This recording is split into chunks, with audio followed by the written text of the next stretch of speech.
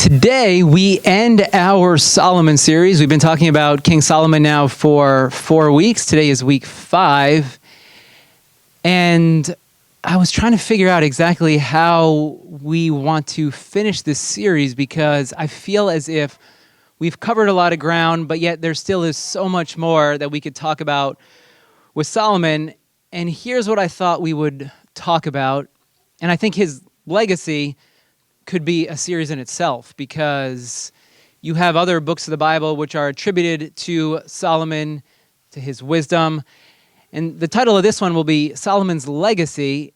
And there is something, an observation that I want to make that I've noticed about this story of the Bible. I've noticed it about life, about your life. And here's the observation. We are all born into an ongoing story that has preceded us and a story that will continue after us.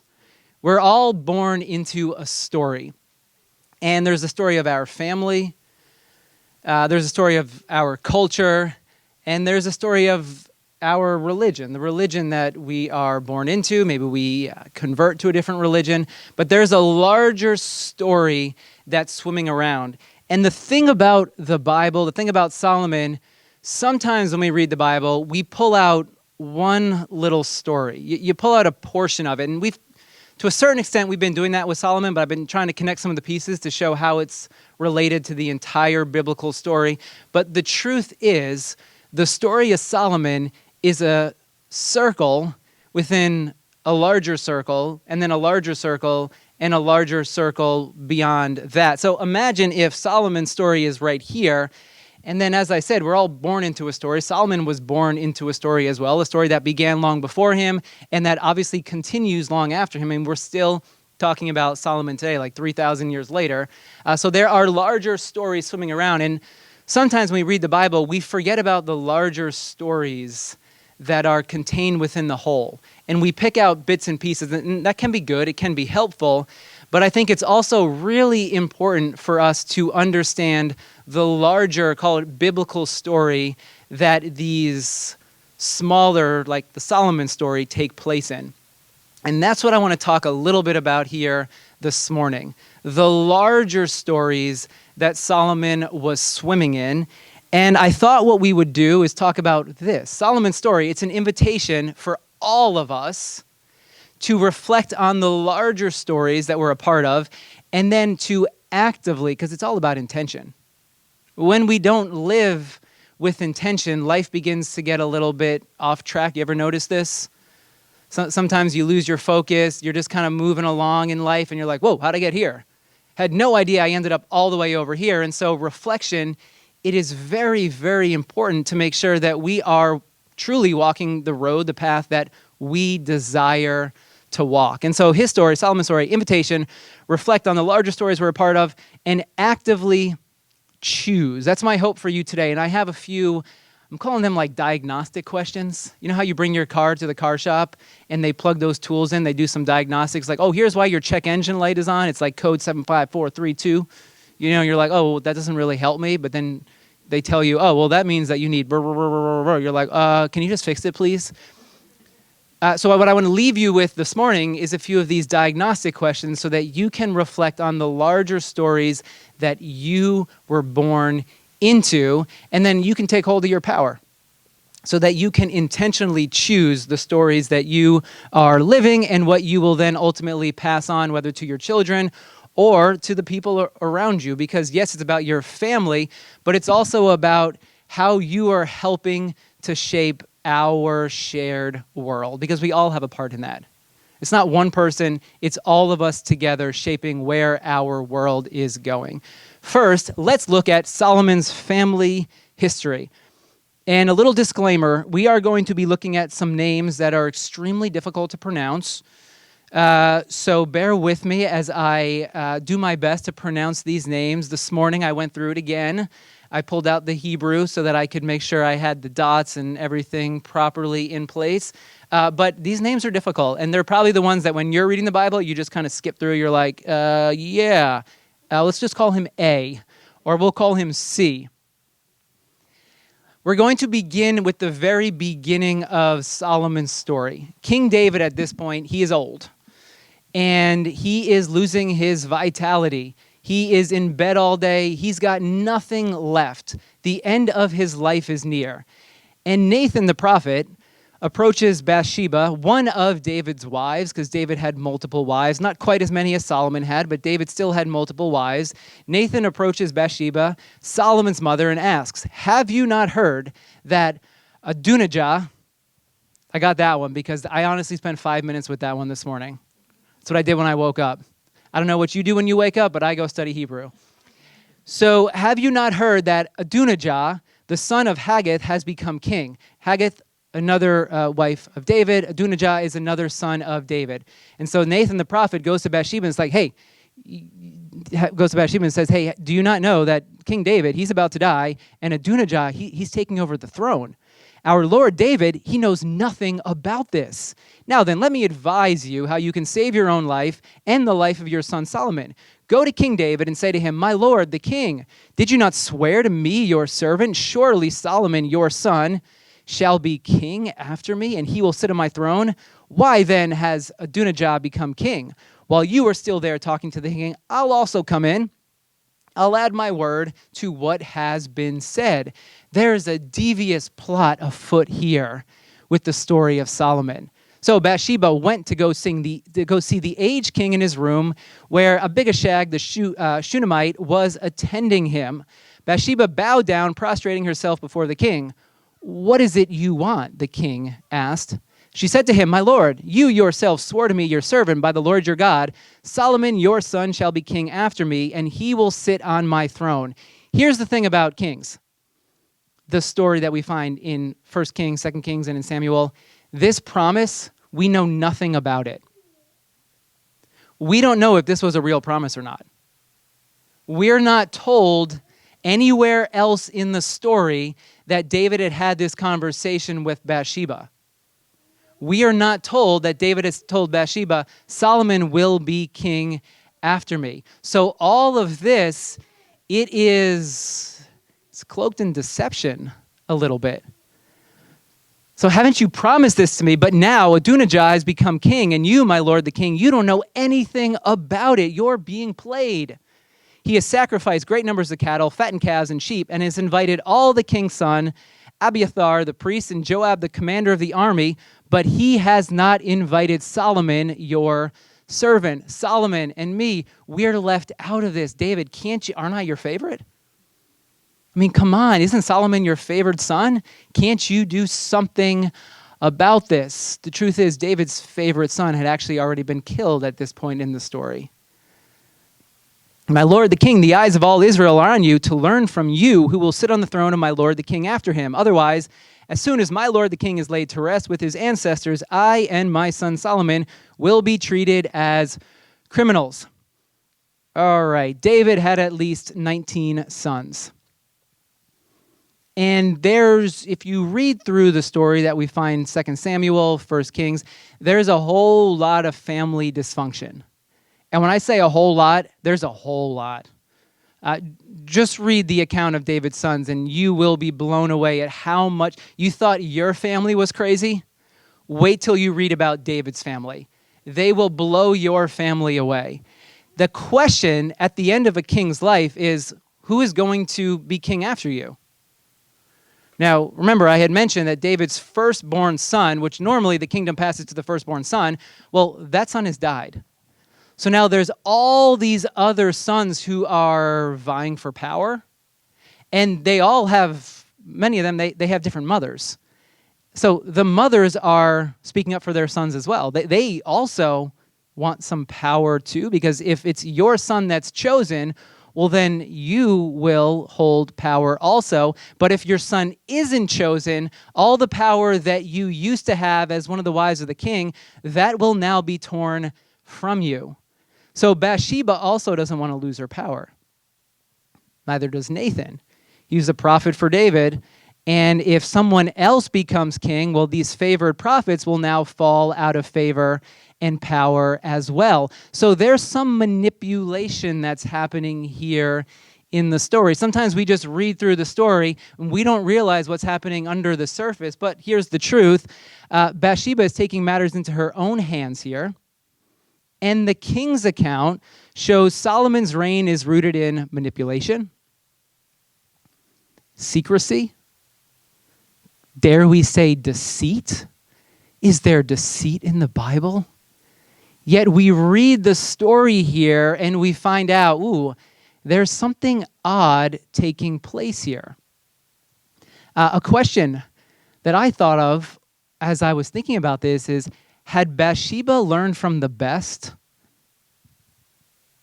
Had Bathsheba learned from David about manipulating the situation so the outcome comes out in your favor? I have this Hebrew word here, lakhach, and this is the Hebrew word that is used when David first sees Bathsheba. And he tells his man, I want you to lakhach. I want you to take her. So Solomon's story begins with David taking that which he desired, taking that which he wanted, and not really caring about the outcomes. This is how Solomon's story begins, and now we're seeing Bathsheba is pretty much doing the same thing also. I will take that which I want, and I am not going to necessarily care about the outcome and what happens to others because, this is what I want, and so I will do whatever it takes to make that happen. You ever find yourself there? There's something that you want, something you desire, and you don't think about how it might affect others. You don't think about how it might affect you, your life, somewhere down the road. I mean, this is the beginning of Solomon's reign. Now, let's look at David. When the time drew near for David to die, he gave a charge to Solomon, his son, his parting words. David calls Solomon to his bedside and says, okay, you're going to become king, because at this point in the story, now it was solidified that Solomon would now become king. And here's what David tells Solomon. I'm about to go the way of all the earth. I feel like I would like those words to be my last words. There's something about that, right? There's I'm about to go the way of all the earth. I like that. There's simplicity in it. And he said, so be strong, act like a man, observe what the Lord your God requires. So far, so good, right? Walk in obedience to him, keep his decrees and commands, his laws and regulations as written in the law of Moses. At this point, you're thinking, David, awesome man of God. He's doing great with his charge to Solomon. Then it continues. Now, after we got that out of the way. Now, you yourself know what Joab, son of Zeruiah, did to me, what he did to the two commanders of Israel's armies, Abner, son of Ner, and Amasa, son of Jether. He killed them, shedding their blood in peacetime as if in battle. And with that blood, he stained the belt around his waist and the sandals on his feet. Here's what I want you to do. Deal with him according to your wisdom. You decide, but in reality, don't let his gray head go down to the grave in peace. You decide what to do, but essentially kill him. Continues. And remember, Solomon, you have with you Shimei, son of Gera, the Benjamite from Baharim, who called down bitter curses on me. That man offended me the day that I went to Mahanaim. When he came down to meet me at the Jordan, I swore to him by the Lord, I will not put you to death by the sword. But now, don't consider him innocent. You, Solomon, you're a man of wisdom. I'll let you figure out what to do, but bring his gray head down to the grave in blood, will you? I'll let you figure it out, but can you kill him too for me? Because he offended me one day. All right. How will Solomon respond? How is he going to respond to this charge? Benahiah, his assassin, son of Jehoiada, went up and struck down Joab and killed him. He was buried at his home out in the country. Then the king gave the order to his assassin, Benahiah, son of Jehoiada, and he went out and struck Shimei down, and he died. How did Solomon respond? He hired an assassin to go kill the two people that David essentially told him to go and kill. Then we're told at this point in the story, once he has killed these two enemies, the kingdom was now established in Solomon's hands. What was his kingdom founded in? What were the stories that Solomon inherited? A story of manipulation. You manipulate things so that you get what you want. It was a story of bloodshed. Use your wisdom, but don't let his gray head go down to the grave in peace. A story of we defeat our enemies by killing them. We enact revenge. This whole idea of taking that which you desire. Solomon, he inherited the good from his parents and also the unhealthy. It's the same for all of us. We're all part of a larger story. We were born into a family. There are good things about our families of origin. Of course there are. There are great things. Stories of love and care and compassion.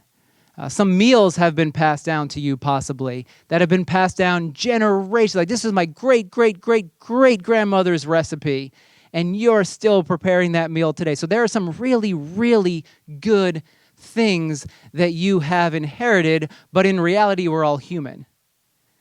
And that means that there's also some stories of unhealth that have been passed down to us as well. When I was about to become a parent, I started listening to a couple of, this was an audiobook on parenting, 19 lessons about becoming a parent. And one of the pieces of advice, it has always stood out to me, and I've tried to live by this as best as I can. The advice was this: work through as much of your stuff so that your kids will have less to unpack later in their lives. I remember hearing that thinking, yeah, this is good advice. You work through as much of the unhealth that you have within you, and we all have layers of it. I'm constantly excavating layer after layer, and you're realizing, oh my goodness, I had no idea I did that because of this story, because this happened, and I started taking on this belief. And you start realizing, okay, there's a lot of stuff happening within me. It's not all good. And the advice was, work through as much of that stuff as possible so that you do not then go and pass it on to your kids, so that they're not in therapy for it 30 years later. They'll still probably be in therapy because of you. I've grown to accept that. But the least amount of stuff to have to work through, the better. So a question, I mentioned these diagnostic questions. Here's the first question for us this morning. And I want you to grab a notebook this week, take the notes out on your phone, whatever you need to do. Pen and pencil, I love. Maybe if you're really digital, that's fine too, but pen and pencil, best way to do it. Go sit somewhere in silence, block off a half an hour, 45 minutes, whatever. What were the dominant messages your family of origin stories were telling? It's about reflection, about intention. Here's a few thoughts I have on this, a couple of stories to think through. When you were growing up, what was the story told about your worth and value and what it was rooted in? Was your worth and value based on how well you performed, or simply that you were a son or daughter? What was that dominant story about where your worth and value came from? Did you have to work for it? Did you have to earn it? Or was it freely given to you? What about money? How was money viewed and used in your family? What about how we as a family treat others that are different than us? We don't think about this too much, but how did your family view and treat others who were different than you, who held different beliefs?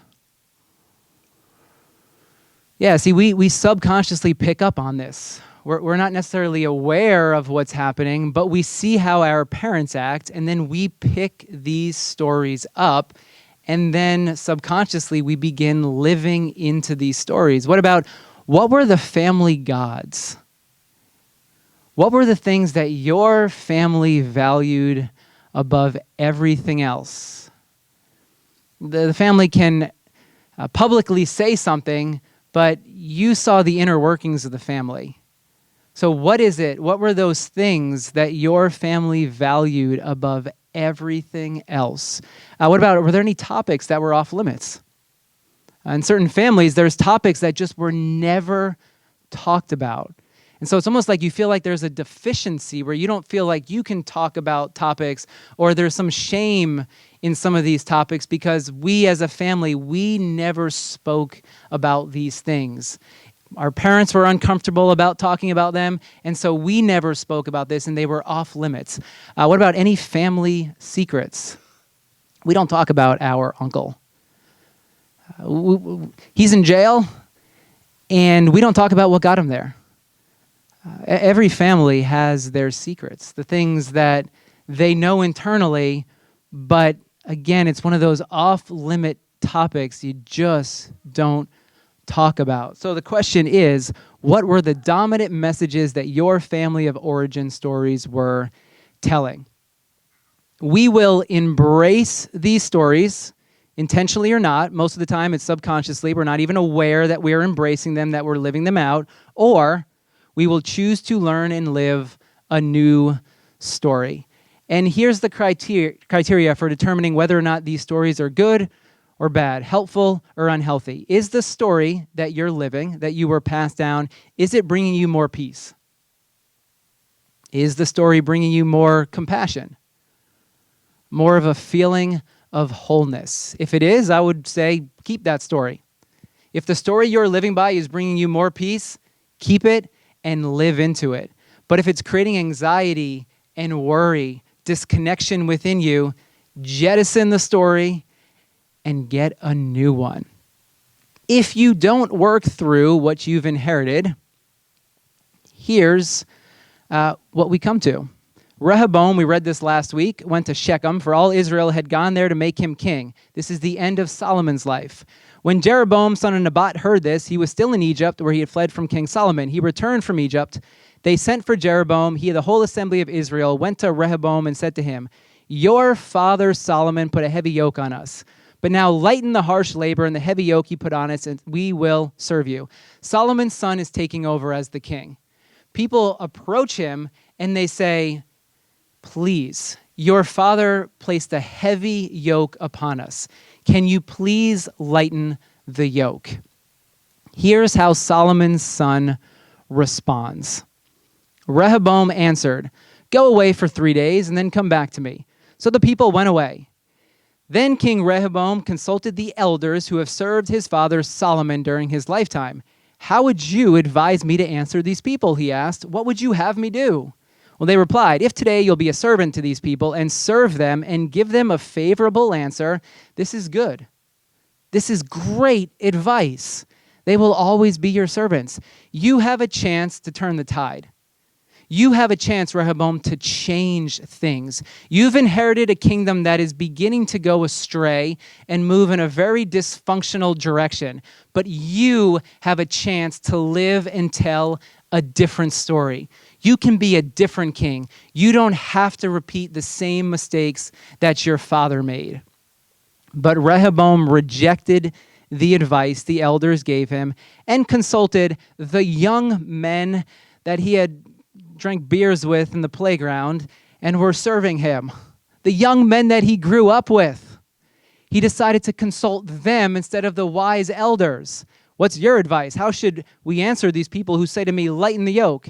Well, the young men who had grown up with him replied, "These people have said to you, 'Your father put a heavy yoke on us, but make our yoke lighter.' Here's what you tell them.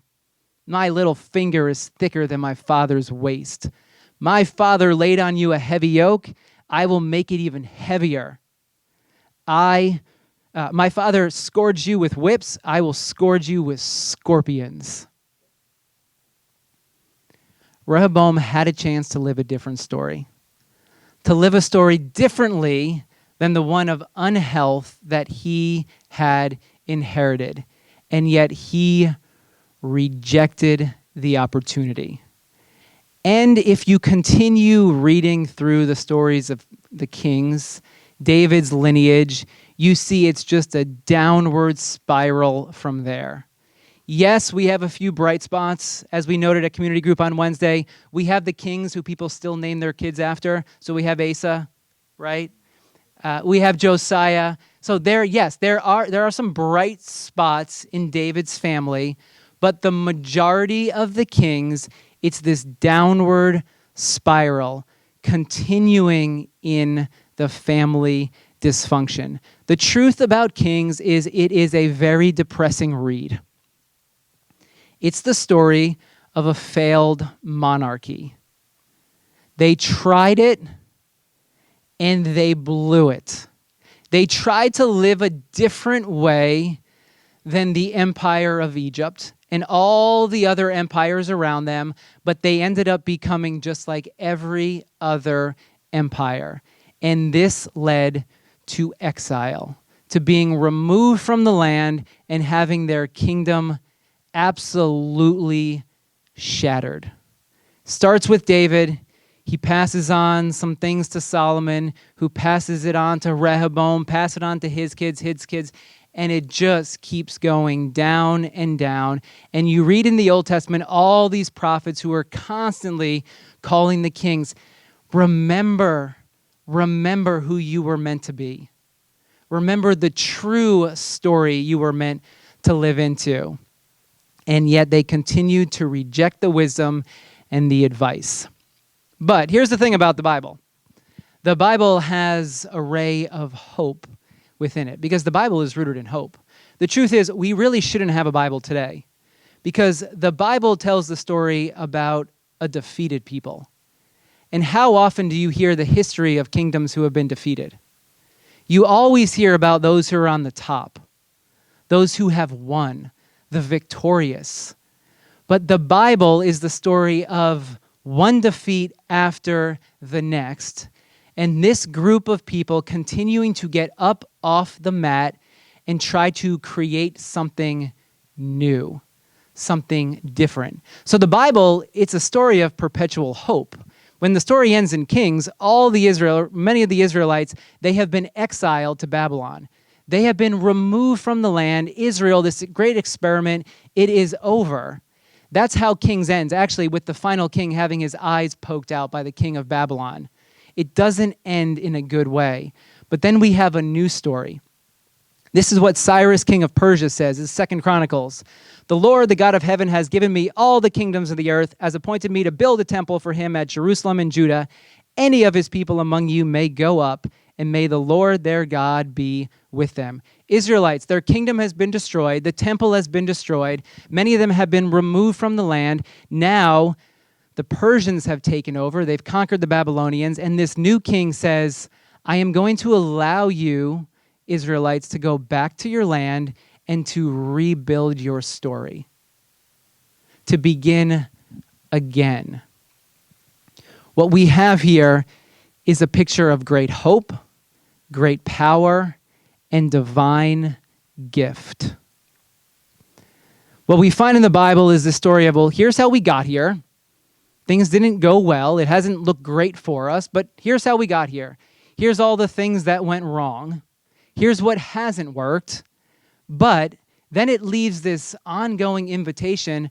Well, what's the new story that you will help create? I love this. Walter Brueggemann says about the verse we read in Chronicles, the literature is designed so that contemporary Jewish readers in the Persian period are to understand themselves as the ones to enact the next phase of the story of the people of God. We had one phase, they blew it, but now it's a new beginning. Hope is dawning. You are now the people of God who will enact the next phase. Here's what I liken it to: an empty stage. And who are the players on the stage? You. Every single one of you. You're here this morning. You come week after week because you want to know how to live as the people of God. You're here because you want to know, well, what does it mean for you to live as a person of God, as a follower of Jesus? And what we find here in the story of Chronicles is, yes, the past hasn't looked so great, and we all have our past moments that don't look so great. We all have reasons where we could feel as if we've been disqualified from being the people of God. But the Bible says, don't worry about any of that. We'll deal with that and work through that, of course, yes, but Today is a new day, and there's always hope. The sun is always rising, and today, in this moment, you have a chance to live a new story. You don't have to be defined by your past, your personal past, the past of your parents, of the family that you've come from. You have an opportunity, an invitation to step into a new story and to choose the story that you will live by. You have a chance to choose the stories that will shape your life. You no longer have to live by those old stories, but you can embrace the new and live something different that empowers you and allows you to pass on the good. A life of compassion and mercy and grace to all those who will come after you. I mentioned early in the beginning, we're all born into a story that's preceded us. We'll continue. We talked about family. Let's talk about culture quickly. Second question for us. What are the dominant messages that your culture is telling? You were born into a culture that has a past, a culture that will have a future. What are the dominant cultural messages that you have inherited? A few thoughts on this. What is an individual's worth and value based on in our culture? In our culture, how is money viewed and used? As a culture, how do we treat others who are different or less fortunate than us? What are the cultural gods? We have our family gods. We have our cultural gods. Sometimes they're the same. Sometimes they're different. What is our culture willing to sacrifice? In our culture, who or what is dispensable? Solomon's story begins with David and Bathsheba. This is a story of power and the little person being destroyed in the pursuit of more power and boundless desire. So who or what is our culture willing to sacrifice? And then the criteria for determining if it's a helpful or unhelpful story.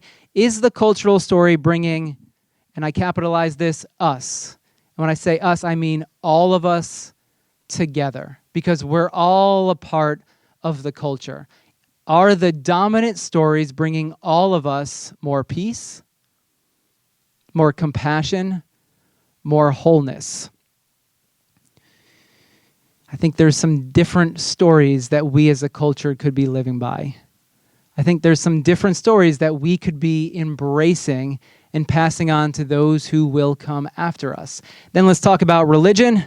We saw a couple weeks ago, we had a strong critique about religion in the time of Solomon. What are the dominant messages that your Christian religion is telling? What are the religious stories that you have inherited and that you are living by? The criteria for me as to whether these are helpful or unhelpful stories, whether they're true stories, is right here at the cross. The cross is the foundational moment of the Christian story. So are the religious stories that you are living by, do they look like this? A few thoughts. Is your religion about gaining power and getting more of that power? Or is your religion about sacrifice? What about control? Is your religion helping you get more control or learning to surrender and trust? What about love for enemies? Is your religion teaching you to have greater love and compassion for enemies? Or is it this eye for an eye, don't let his gray head go down to the grave in blood? Or don't let his gray head go down to the grave in peace? Is it more love? Is your religion teaching you to love others more? Or is it leading you down a path of revenge and getting even? What about connectedness of all versus a fracturing of the whole? Jesus was all about uniting humanity together. Is your religion creating more of that connectedness, or is it fracturing? And what about peace? Are the stories that your religion is telling, are they bringing you more peace or more worry and anxiety? So here are the diagnostic questions. If you want to take a picture of these, what are the stories I've inherited from my family, culture, my religion? Are these stories creating peace and wholeness within me, or worry, anxiety, brokenness? And then the final question, of the stories I am leaving behind, what new stories can I embrace and tell with my life? Because you have to replace the old stories with something new. You have to find a new story to replace the unhealth. Let's close our Solomon series with this. In Chronicles, after the temple was dedicated, there was a giant festival. It was a time to celebrate. This festival was reminiscent of an earlier festival, a festival that occurred when the Israelites left Egypt. When they left Egypt, God said, I want you to have a festival. I want you to celebrate, because festivals are a source of identity. Festivals tell us who we are, what is to define us as a people. The festivals were a symbol of freedom. We're beginning a new phase in our journey, a new phase in our story. We were once slaves, but now we are free people, and we are learning to celebrate and live as people who are free. A festival was about unity, all of us coming together. It was about a new beginning and God's ultimate power to overcome evil and everything that stands opposed to God and his ways of being in the world. We no longer celebrate the festival of the temple. We don't necessarily come together to celebrate the Exodus, but we, as followers of Jesus, have a festival, have a celebration that we participate in on a regular basis. It's called communion. Eucharist, the good gift of Jesus. God was constantly telling his people, I want you to have a festival so that you remember who you are, so that all those other unhealthy stories can be squeezed out and that you can replace them with something that is new and something that is true. We come together on a regular basis to celebrate the death of Jesus, a death that brings new life to all of us, a death that brings hope, that reminds us of how much we are loved and valued, not for how well we perform, but simply because we're here and we are sons and daughters of the living God. So we come together generally once a month.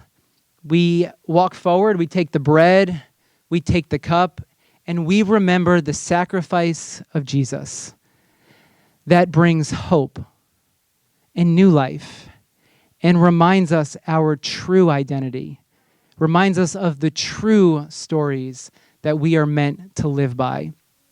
So in a moment, we're going to sing our final song. You can come forward, you can take the bread, you can take the cup. And as you come forward, are there any stories you've been living by? And you have come to the realization that those stories need to be left behind. They need to travel to the grave with Christ. Those stories need to die because they're not bringing you life. They're not bringing you peace. They're not showing you the way of compassion and mercy for all people. So if there's any of those stories that you've been holding on to, I would invite you to leave them at the foot of the cross this morning. And then take on a new story. A story that says you don't have to live in shame. A story that says you are endlessly loved and there is nowhere you can go, nowhere you can flee from God's loving presence. A story that talks about our connectedness, the love that we are to live by, and the love that we are to give others.